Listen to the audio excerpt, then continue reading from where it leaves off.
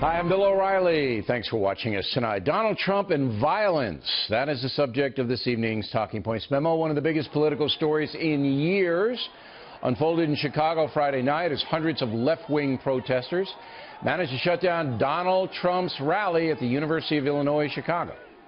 But if you were monitoring the national media coverage of the fracas, you did not get the entire story, which is grossly unfair to you and an insult to journalism. Here's what really happened. 1 week ago, on Monday, March 7th, about 180 University of Illinois faculty and staff sent a letter to the university chancellor expressing concern about the Trump rally from a liberal point of view. The same day, the far-left website MoveOn.org, partially funded by radical George Soros, posted a petition opposing the Trump rally in Chicago. All throughout the week, far-left people ramped up a campaign to deny Donald Trump the Chicago Forum. Thus, on Friday, it was no surprise that disruptive protesters entered the university pavilion to shut Trump down and confront his supporters. So I ask you, who's at fault here? Who provoked the incident? The answer is obvious. Far-left agitators who do not believe in freedom of speech drove a situation that could have become violent. There's no question about it. And Mr. Trump was right to cancel the event because people might have been hurt. But the national media almost immediately spun the story, demonizing Donald Trump and his supporters, blaming the incident on inflammatory rhetoric and racist thought. In the process, the press ignored the move on component, essentially condoning a flat-out assault on freedom of speech. Now, there is evidence that some Trump supporters are angry, undisciplined people, some violent. That's true. But some supporters of Bernie Sanders are angry and undisciplined.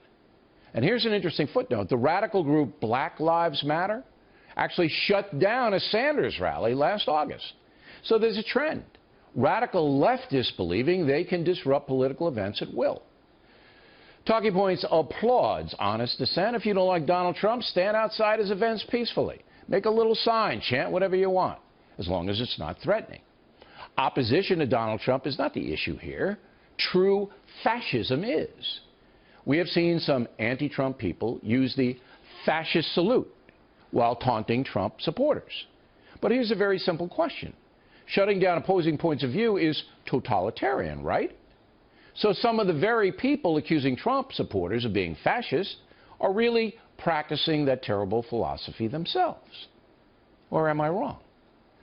Now for the political implications of the Chicago story. Basically, Trump is taking heat from both sides. First of all, the protesters were in the wrong. When you come up and you use violence, you engage in violence, you threaten violence, and when you try to shut down and shout down speech, that's not what the First Amendment allows. It is not beneficial when you have a candidate like Donald Trump who's telling his protesters, punch that guy in the face. It's clear that Donald Trump is running a very cynical campaign, pitting groups of Americans against one another. He is trafficking in hate and fear. So what's the real truth about Mr. Trump himself? Well, he has said some provocative things when protesters have interrupted his speeches. That's okay for a businessman to do, but not for a potential president. Donald Trump must make a transition now from trying to get there to actually being there. In the beginning of the campaign, his flamboyant rhetoric got him attention and support. But now he is a very viable presidential contender, thus his presentation carries much more weight. There's some irony here that the far-left protesters in Chicago are actually helping Trump rather than hurting him. He again dominated the news cycle this weekend, and by shutting down his event, his support grew in some places because the Trump haters are so extreme. Don't believe me? Listen to this soundbite from a former Ohio State senator. Mr. Trump continues to amp up folks in a way that is unbecoming of this country.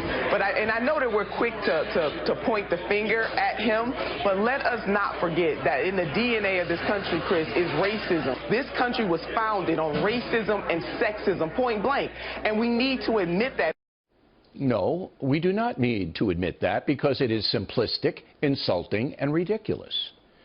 Those who support Donald Trump loathe people like Nina Turner, who you just saw. And the more she and others demonize Trump, the stronger his support gets in some precincts.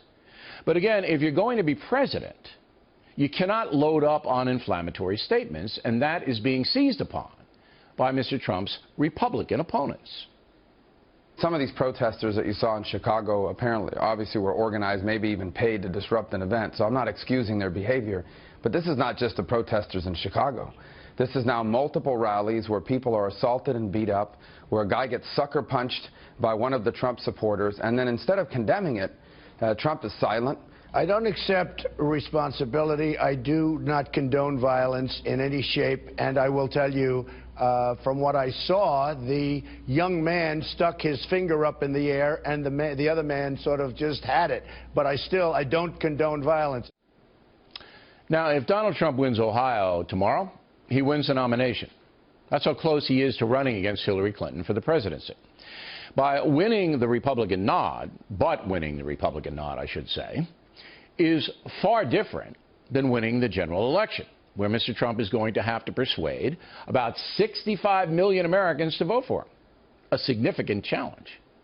It is a foregone conclusion that minority voters in America will be very skeptical about Donald Trump. He will also have trouble in states like California, Illinois, and even here in New York, which have a lot of electoral votes. In addition, some Republicans who don't like Trump will stay home. And the press, as we have seen in the Chicago case, will not cover the Trump campaign fairly. They'll come after him with everything they have.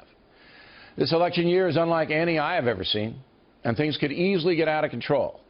Donald Trump is an intelligent man, but he is in unfamiliar waters. He has never been through anything like this before.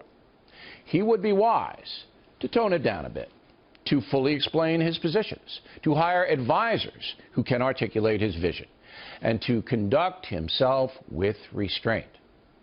Mr. Trump has to overcome big odds to win the White House. It can be done, as Mrs. Clinton has her own challenges, but a tone adjustment will have to be made. And that's a memo.